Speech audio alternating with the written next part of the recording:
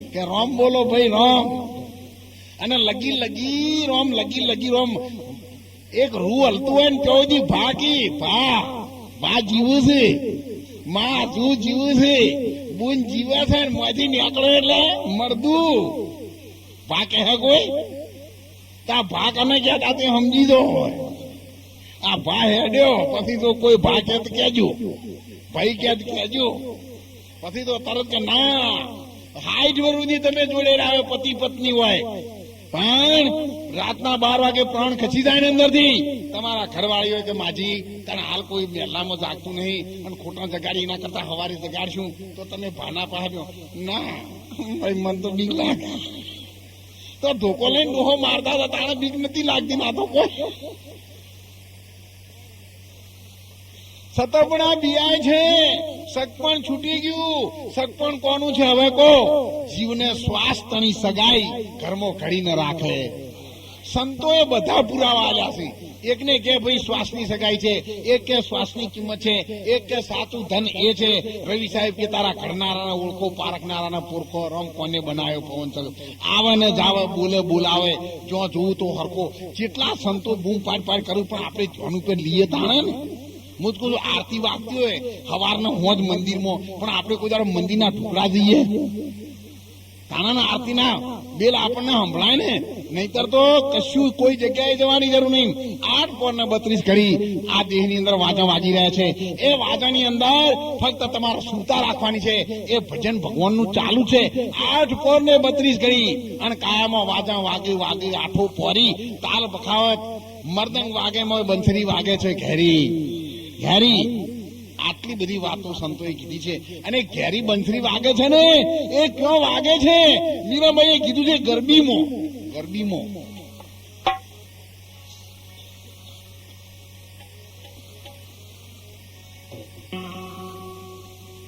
ગરબી પાછી ભૂલાઈ હાલે.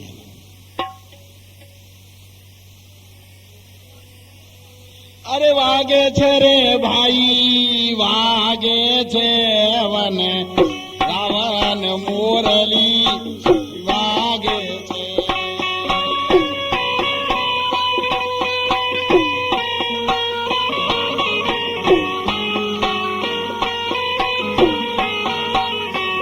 એનો શબ્દ ગગનમાં ગાજે છે વાન રાવણ મોરલી વાગે છે.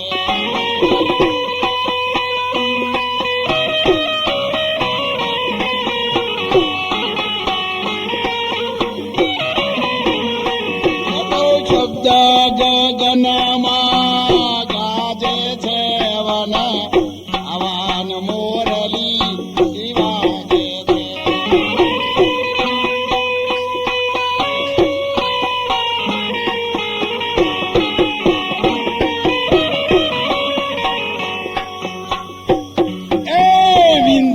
પડે છે ભાઈ વિંધાવું પડે છે, વિંધાવું પડે છે ભાઈ વિંધાવું પડે છે. મોસળી બનતા પહેલા વિંધાવું પડે છે. મોસળીનો રાગ કાઢીને નાગને કાળા નાગને ડોલાવો હોય ને, આ મને કાળા નાગ જેવું છે અને એને ડોલાવવું હોય ને તો પેલા મોસળીનો રાગ બનાવવો પડે, એ સાંભળવો પડે. પણ એ મોસળીનો રાગ ક્યારે વાગે? મોસ ના વાગે, ઓહડા ફૂંચે ના વાગે. એ તો લાલ ઘૂમ હરૈયા લઈને પોણો પડાવવા પડે. એમને સૂર ના નીકળે. રોટલા દૂધ પીને લાડવા ખાધે, મોહનથાળ ને દેરાદૂન ના ભાત ખાધે, સૂર ના નીકળે. એ તો પછી પાડાનો રાગ નીકળે. આ તો મોસળીના સૂર કાઢવાના છે. અને મોસળીના સૂર કાઢવા માટે મિટા દે અપની હસ્તી કો અગર કુછ મર્તબા ચાહે.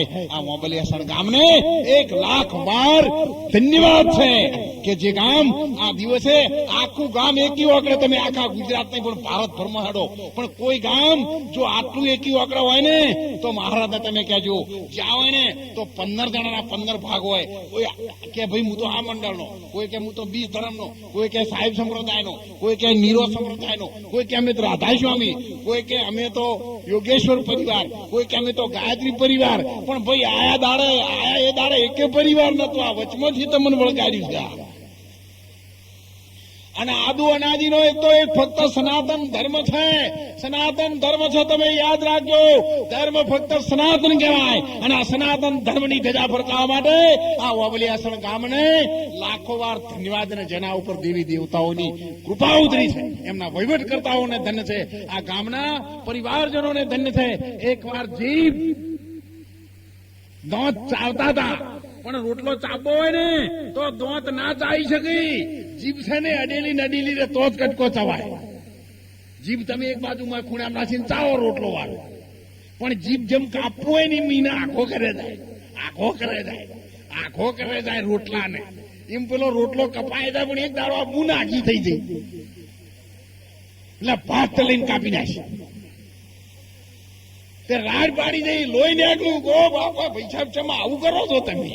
એક પડોશમાં રહીએ છીએ આટલા વર્ષથી આપણે ભેગા છીએ, તમને એક લગીરી શરમના એક ઢોર જો ક્ષેત્રમાં પડે તો આપણે ઘરના માલિકને કહેવા દે, પેલા જોજો હો આ ઘડી ઘડી આવન ઢોરે સારું ના કહેવાય. અને જો આ વખત આવશે ને તો હવે મજા નહીં આવે. આટલું તો કેમ કે આટલા વર્ષથી ભેગા રહીએ તમે મને કાપી નાખશે અને લાલ ગુમ કરી નાખશે. અરે રામ રામ રામ રામ, તમને હું જેટલી મદદ કરું છું તમારામાં મને જેટલી દયા છે. તમે કોઈ ખાતાઓને સોતરું ચાટ્યું હોય ને તો મને નહીં ખંડાતું કે આ મારા ભૈયાના મૂળમાં સોતરું. તમને ખબર ના હોય તો હું ઈની અડેલી જ હોય, ગમે ત્યાંથી હળી લાઈને કઢાવો કઢાવો કઢાવો, પણ મારા ભૈયાના મૂળમાં સોતરું. હું તમારી જેટલી સેવા કરું છું અને તમે ચમ આવું કર્યું આ, અને તમારા સોતરુમાં ભાગવો જ ભાગવો. તમને ખબર ના હોય તો જીભ ત્યાં વળગેલી, જેમ પાવડો લઈને તમે પોણત કરતા એમ વળગી હોય. અને એના કાઢે હળી ના લાવો તો એ કાઢે, મથી બપોરું દે પણ કાઢે કરે. અને કે તમે મને કાપી, પહેલા તમે આવું કરશો ને, આપણે ખૂબ ભેગું રહેવાનું છે. અને તમે જેમ આવું કરો છો, હું તમને એક દાખલો આલું. જે દાડે હું હતી ને એ દાડે તમે એકે નતા. તમે બધા ચીડથી આવ્યા તો વારા ફરતી, વારા ફરતી આયા. કોઈ 10 દાડે, કોઈ 15 દાડે, કોઈ 2 મહિનાના શેઠે, કોઈ 6 મહિનાના શેઠે. અને પડી પડી પાછા ફેર આવ્યા છો તો તમે જપતા નહીં. જેમ આવું કરો છો, એક ફેરના તો તમે પડ્યા, અથવા બીજા આવ્યા તો તમારો વારો નહીં આવે. અને સમજી જાઓ તમે 32 પણ તમારા હંપચો છે કોહડો. એક પડે ને બીજા 2 ને હલાવતો જાય. હું તો નહીં બોલતી કે નાના ભાઈ આવું ના થાય, મારી જોડે રહેશે. અને તોય તમે મને કાપો છો. આ તો હું ભલી છું, આદુ અનાદિનો છે આ સનાતન ધર્મ. આ તો વચમાંથી આવ્યા છે ને એ પરચુણિયા અને કાપવા વળી ગયા છે. એટલે બધા સનાતન ધર્મ બોલ્યો કે તમે રવા દો, કાપવું એટલું કાપો, પણ અમે અમારા માઝામાં મર્યાદામાં છીએ, અમે નથી બોલતા. પણ જે દાડે નક્કી કરીને એક શબ્દ માંથી બોલ્યો ને તો વાતનો હેડવા વાળો આવીને 32 એક દાડે ભૂકા કાઢી નાખશે. હા, અમે અમારી મર્યાદામાં છે. સાગર કોઈ દી મર્યાદા મુક્તો નથી. એમ સનાતન ધર્મ એ મહાધર્મ છે. અને ત્યારે સંતોએ કહ્યું છે એક ભજનમાં, ગુરુ મારા મહાધર્મનો અવાજ આપજો. ગુરુ મારા મહાધર્મનો મોટો છે મહિમા, એ વખાણું બ્રહ્મના ભેદ મારે.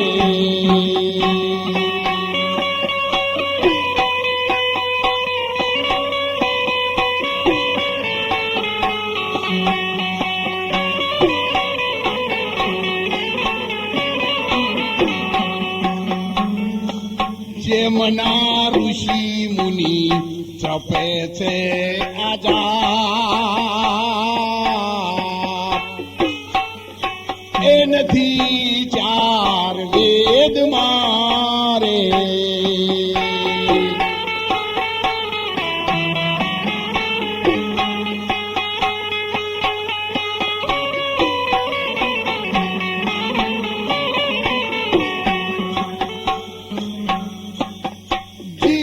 ગુરુ મારા ઉમિયાને વધો છે ઉમાંગ,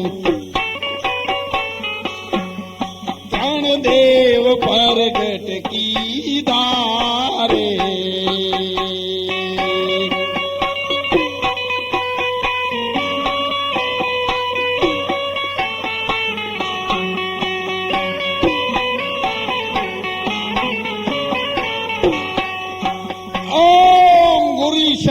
शक्ति आई शक्ति क्या लाई शक्ति एक इंद्र लाई इंद्र ना बे बनाया भाग पहली बनाई पृथ्वी पक्षी बनायो आप. पहले जोते कौन आया? ब्रह्मा जी आया. 36 वेद में आ 4 वेद लाया. ब्रह्मा जी नो तीजो नंबर है અને વેદ નો આ ચોથો નંબર છે. અને ચોપડી વાંચી જેટલી ચોપડાશ વસ્તી કરે છે.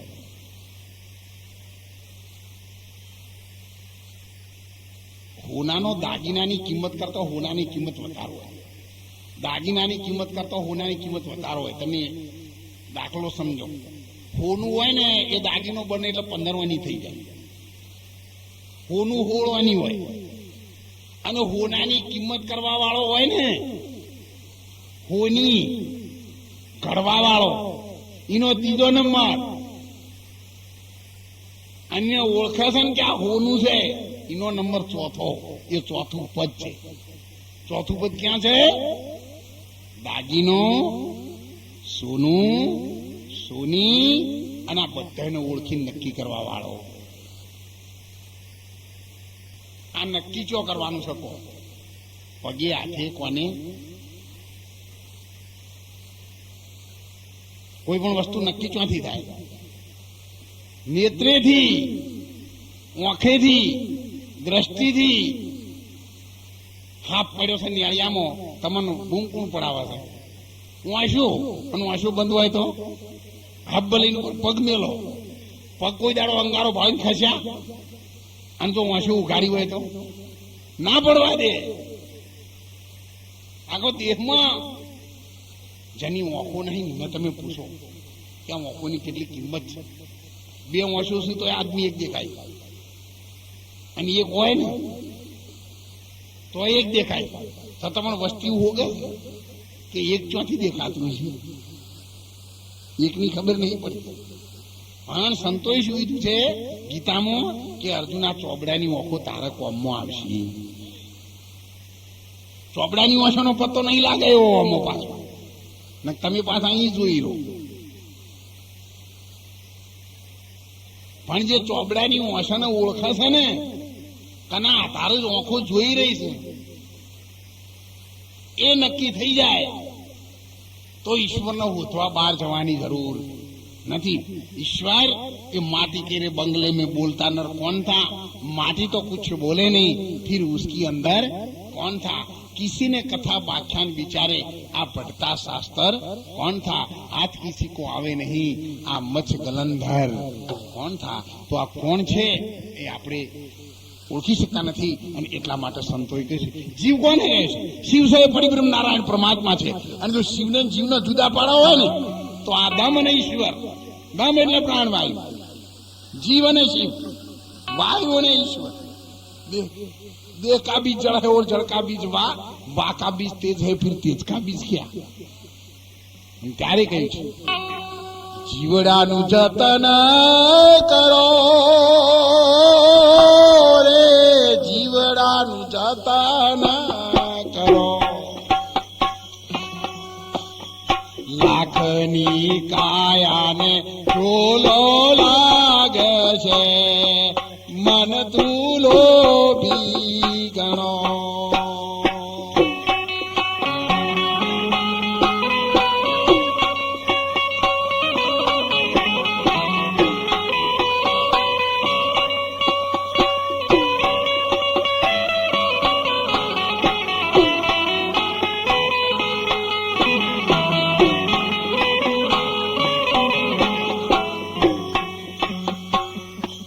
રથડા ખેડામાં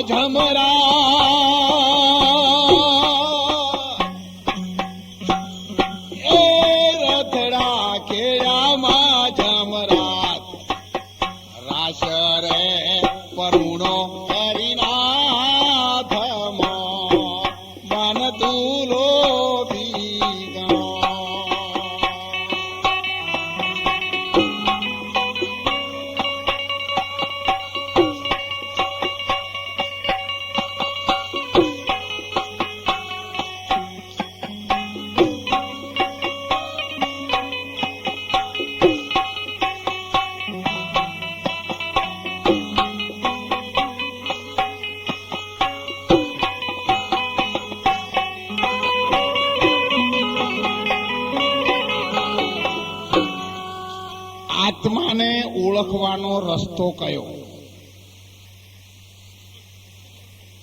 હે?